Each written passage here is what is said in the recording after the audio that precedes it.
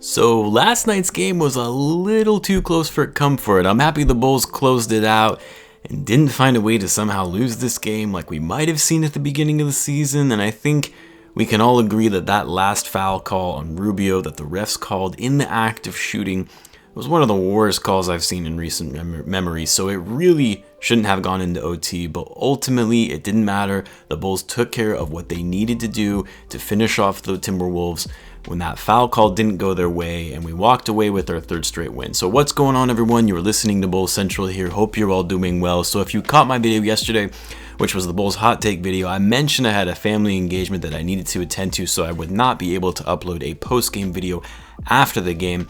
And I'll admit I didn't get to see a good portion of the second half, but when I saw the Bulls were going into overtime, I had to step away and see if they could close out this game. A game they really needed to win, not because it was critical in terms of their future playoff standings. Well, I guess in a way it could be, but no, a game they needed to win because the Bulls must win games against these poor teams if they want to have a legitimate shot at the playoffs. Now, like I said, I'm glad the Bulls ended up finishing this one out behind some strong performances from Zach Lavine and Coby White in overtime. It was actually really great to see Coby have such a good closeout to a game because we know Zach can do that. We know that he has the confidence to rise to the occasion in those moments.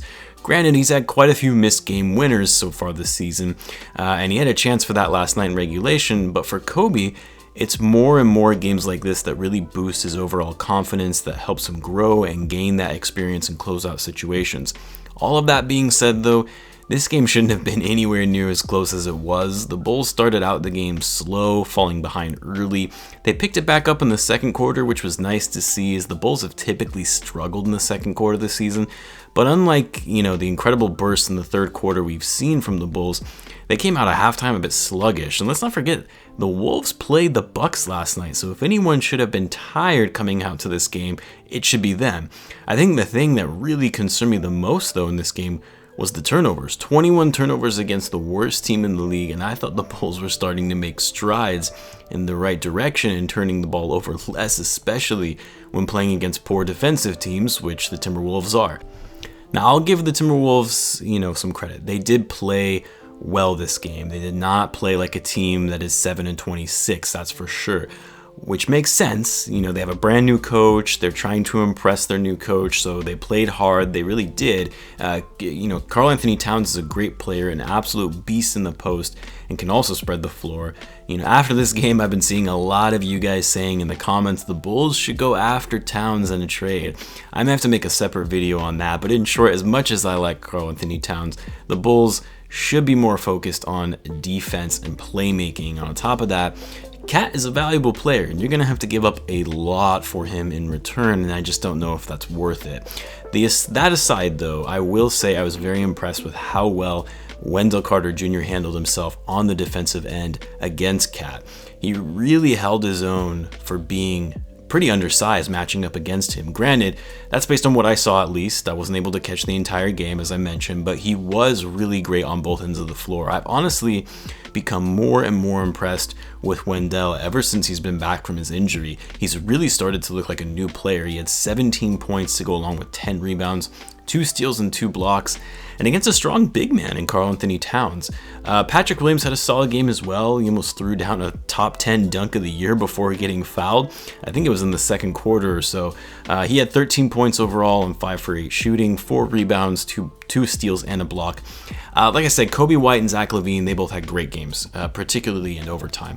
Coby has still been really cold from 3. He was 0 for 6 last night. Would love to see him take that shot less when it's not going down, but he did contribute in other ways despite not having any 3-pointers.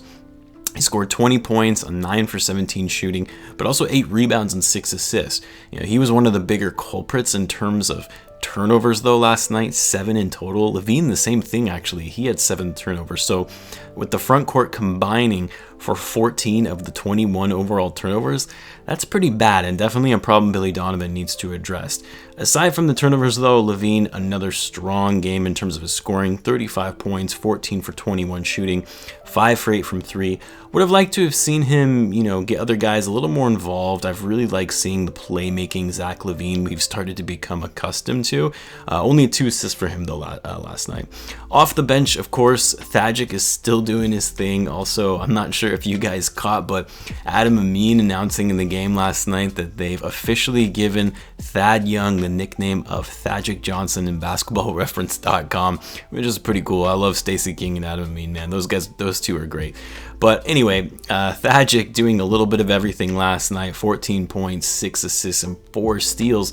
Dude just does all of the little things out there, the Bulls glue guy. I really hope Arturas, isn't really thinking about trading him. I think it would be a big mistake if he did. And then Satoransky had himself a great game. Another underrated Bulls player, 16 points, shooting 6 for 7, 5 rebounds and 4 assists. He kind of dribbles like some random dude you might play pickup with at 24 Hour Fitness, but somehow he, just like Thaddeus, another guy that gets the job done and does all those little things for the team. Oh, and can anyone explain to me why Luke Cornett was in the game in the closeout of regulation? I like Billy Donovan. I think he's a great coach, but not sure what that was about. I'm sure maybe it's just something I missed. I know Wendell was in foul trouble, but Cornett, I would love to see Gafford, come out of the doghouse and start getting a little more playing time. Not saying that Gafford should have been closing out the game, but just in general, another DMP for him. I know he struggled quite a bit in that starting role when Wendell was out, but I do still think he brings a lot of energy off the bench, and the team really feeds off that energy. So hopefully we'll be able to see Gafford getting those Luke Cornett minutes, because I honestly don't know how Cornett is an NBA basketball player, to be frank with you. Anyway, not the best of games by any means for the Bulls. Anytime you turn the ball over 21 times, even if it's a win, it's never a good showing. But I was happy they got the win either way, and how about this? The Bulls are sitting 6th in the East right now. Didn't expect that to happen given how the season started. The Bulls will have a challenge tomorrow night, though. They're taking on one of the better teams in the West, in the Phoenix Suns. I'll have a live group chat for the game, so as always, stay tuned for that. We've got more and more people that have been joining that, so that is obviously good to see. I think it helps when the Bulls are winning more consistently, though, because then more and more people are eager to join. As always, guys, though, be sure to subscribe if you're a Bulls fan and you enjoy daily Bulls content. Thanks again for tuning in, guys, and I will catch you in the next one.